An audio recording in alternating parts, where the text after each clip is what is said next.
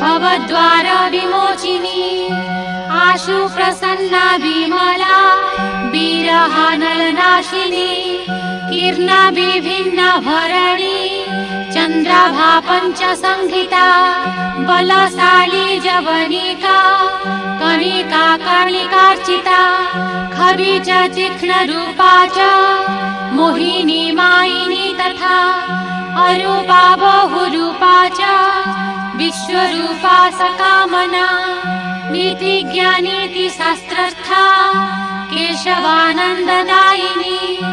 शुकेशा मंजुकेशा च हारिणी हरिणेक्षणा वन्द्यानावेश्वरी श्रेष्ठा ज्येष्ठा शोको विनाशिनी